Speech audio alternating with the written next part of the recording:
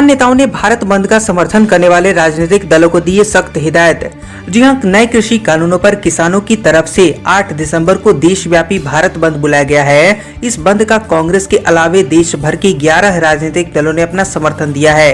ऐसे में इस किसानों की तरफ से उन राजनीतिक दलों को हिदायत दी गई है जिन्होंने किसानों के शांतिपूर्ण प्रदर्शन का समर्थन किया है। किसानों की तरफ से ऐसे राजनीतिक दलों को साफ तौर पर कहा गया है कि वे प्रदर्शन के दौरान अपनी पार्टी के झंडे और बैनर न लाएं। दिल्ली हरियाणा स्थित सिंधु बॉर्डर पर किसान नेता डॉक्टर दर्शन पाल ने कहा कि भारत बंद पूरे दिन रहेगा, चक्का जाम दोपहर 3 बजे तक रहेगा। यह शांतिपूर्ण बंद होगा।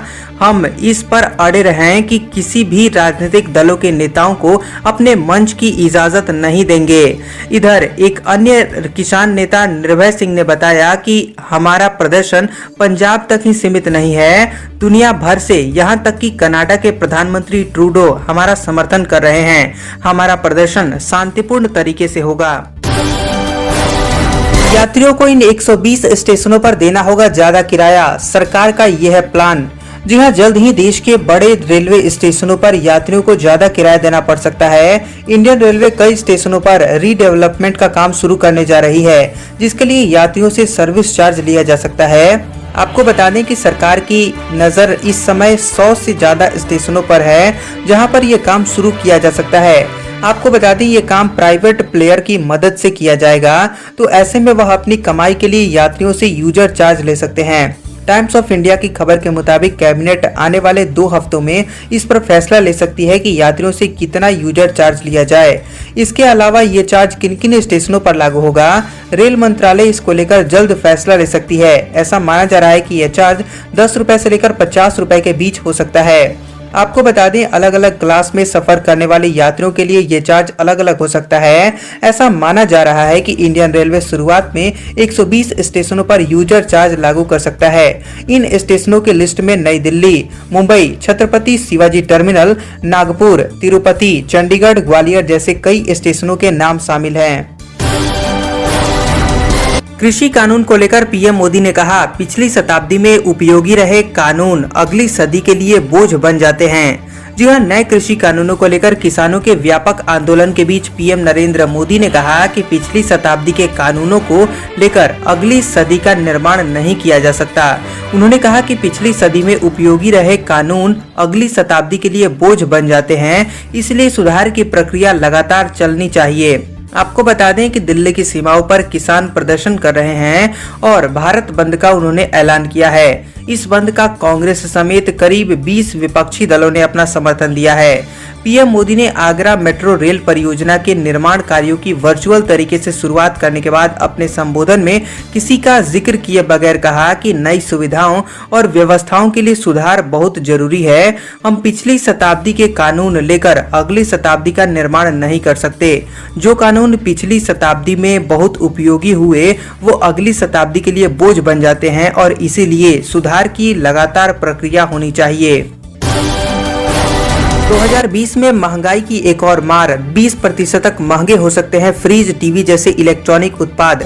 जी हां, अगर अगले साल नया टीवी, फ्रिज, एसी या फिर वॉशिंग मशीन जैसे इलेक्ट्रॉनिक प्रोडक्ट खरीदने के बारे में सोच रहे हैं तो अपनी खरीदारी 2020 में ही कर लें।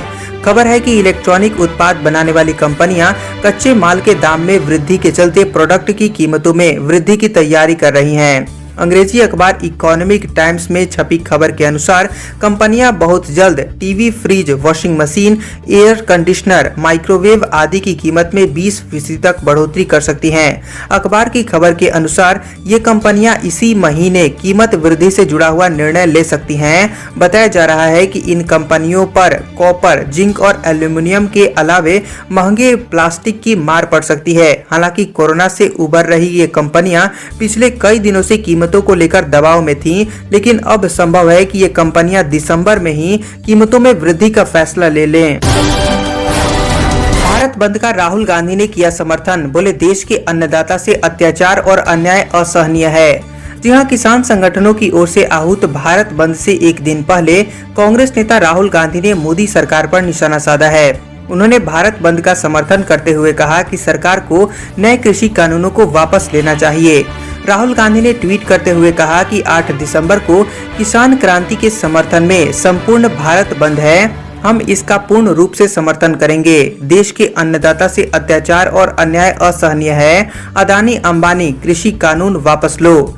आपको बता दें, इससे पहले राहुल गांधी ने ट्वीट करते हुए कहा था कि सरकार को कृषि कानूनों को रद्द करना होगा और इससे कम कुछ भी मंजूर नहीं होगा। मोहिनी मिश्रा बोले, विदेशी ताकतें उठा रही हैं किसानों का फायदा। जी हां, केंद्र के कृषि कानूनों के खिलाफ आंदोलन कर रहे किसानों ने 8 दिसंबर को भारत बंद का ऐलान किया है, लेकिन आरएसएस से जुड़ा हुआ किसान संगठन भारतीय किसान संघ ने भारत बंद से खुद को अलग कर लिया है। इस संबंध में भारतीय किसान संघ के अखिल भारतीय सचिव मोहिनी मिश्रा ने कहा कि भारतीय किसान संघ भारत बंद के समर्थन में नहीं है।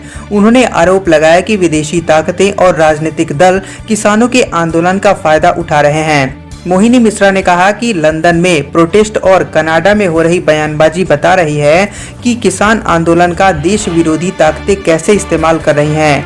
उन्होंने कहा कि मौजूदा कानून किसानों के हित में है, हालांकि कानून में सिर्फ संशोधन की ही जरूरत है। ऐसे में कानूनों को पूरी तरह से वापस नहीं लेना चाहिए। पेट्रोल डीजल के बढ़ते दामों पर धर्मेंद्र प्रधान बोले, ओपीईसी के प्रोडक्शन बढ़ाने के फैसले से फ्यूल प्राइस में आएगी कमी। जी हां, देश में पेट्रोल डीजल की कीमतों में आसमान छूने के बीच केंद्रीय मंत्री धर्मेंद्र प्रधान ने अनुमान जताया कि पेट्रोलियम निर्यातक देशों के संगठन के कच्चे तेल का उत्पादन बढ़ाने के हाल ही के फैसले के बाद ईंधनों के दामों में स्थिरता आएगी। प्रधान ने कहा कि ओपेक ने 2 दिन पहले ही फैसला लिया है कि वह कच्चे तेल का 5 लाख बैरल उत्पादन हर रोज बढ़ाएगा। इसका हमें फायदा मिलेगा और हमारा अनुमान है कि ईंधनों के दाम स्थिर होंगे। जब अंतर्राष्ट्रीय बाजार में कच्चे तेल के दाम बढ़ते हैं तो भारत में भी ईंधनों के दाम बढ़ते हैं। प्रधान के मुताबिक अमेरिका के राष्ट्रपति चुनावों और कुछ अन्य देशों की अंदरूनी समस्याओं के कारण पिछले दिनों अंतर्राष्ट्रीय बाजार में कच्चे तेल के दाम बढ़े थे। बिहार में कोरोना वैक्सीन के 2.25 करोड़ डोज स्टोर करने की तैयारी, पशुपालन विभाग को मिली जिम्मेदारी। जी हां, आपको बता दें कि देश में कोविड-19 वैक्सीन के जल्द उपलब्ध होने की सुगबुगाहट के बीच अब विभिन्न राज्य सरकारों ने वैक्सीन के वितरण और इसके रख रखाव को लेकर युद्ध स्तर पर तैयारियां शुरू कर दी हैं। बीते दिनों प्रधानमंत्री नरेंद्र मोदी के साथ हुई कोविड-19 पर बैठक के दौरान मुख्यमंत्री नीतीश कुमार ने भी आश्वासन दिया था कि बिहार में वैक्सीन के वितरण को लेकर पूरी तैयारियां की जा रही हैं। जानकारी के मुताबिक बिहार सरकार कोविड-19 वैक्सीन के वितरण से पहले उसके रख रखाव के लिए आधारभूत संरचना का निर्माण कर रही है। राज्य सरकार 2 करोड़ से 2.5 करोड़ वैक्सीन का डोज के रख रखाव के लिए तैयारी कर रही है। बिहार में वैक्सीन के रख रखाव के लिए स्वास्थ्य विभाग पशुपालन विभाग के साथ तालमेल बनाकर काम कर रहा है। जो बाइडेन के शपथ ग्रहण से पहले बोला ड्रैगन, कहा चीन और अमेरिका को बातचीत शुरू करनी चाहिए। जी हां, अमेरिका के नए राष्ट्रपति के शपथ ग्रहण से पहले चीन को जो बाइडेन का डर सताने लगा है। जब तक जो बाइडेन को अमेरिका की सत्ता मिलती है, उससे पहले ही चीन डैमेज कंट्रोल में जुट गया है। चीन के विदेश मंत्री वांग यी ने कहा कि बीजिंग और अमेरिका के सभी स्तरों पर बातचीत शुरू करनी चाहिए। स्पुतनिक ने अमेरिका चीन व्यापार परिषद के निदेशक मंडल के साथ बैठक में वांग यी के हवाले से कहा कि चीन और अमेरिका को सभी स्तरों पर बातचीत शुरू करनी चाहिए। चाहे जो भी मुद्दे हो, मेज पर चर्चा की जा सकती है। इस प्रकार राजनीतिक और दीर्घकालिक मुद्दों पर संपर्क बनाए रखना संभव हो सकता है। वांग ने कहा कि चीनी पक्ष बातचीत के लिए हमेशा तैयार है। चीनी पक्ष बातचीत के लिए हमेशा तैयार है। पक्ष बातचीत, सहयोग को बढ़ावा देने और मतभेदों को सुलझाने के लिए विषयों की एक सूची का मसौदा तैयार कर सकते हैं। भारत में इसी साल मिल सकता है कोविड-19 का टीका, सीरम इंस्टीट्यूट का आपात इस्तेमाल के लिए आवेदन।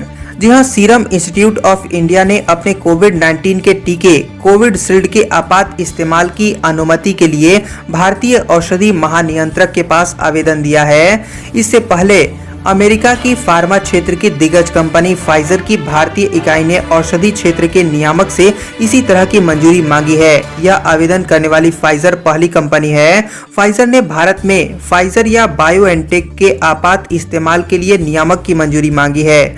उसे ब्रिटेन और बहरीन में इसके लिए पहले ही मंजूरी मिल चुकी है। पुणे की कंपनी SII ने इस टीके के विकास के लिए ऑक्सफोर्ड विश्वविद्यालय तथा फार्मा कंपनी एस्ट्राजेनेका के साथ गठजोड़ किया है। फिलहाल कंपनी इस टीके का भारत में परीक्षण कर रही है। आज का मैड क्विज क्वेश्चन आ चुका है, पिंक सिटी किसे कहा जाता है? आप इस सवाल का जवाब जल्दी जल्दी कमेंट बॉक्स में दे दीजिए। और अगर आपने अभी तक जियो न्यूज को नहीं सब्सक्राइब किया है तो चैनल को सब्सक्राइब कर लें, ताकि देश दुनिया की आप सारी खबरों से रह सके अपडेट। तो मिलते हैं दोपहर और दिन भर की खबरों के साथ। अभी के लिए धन्यवाद।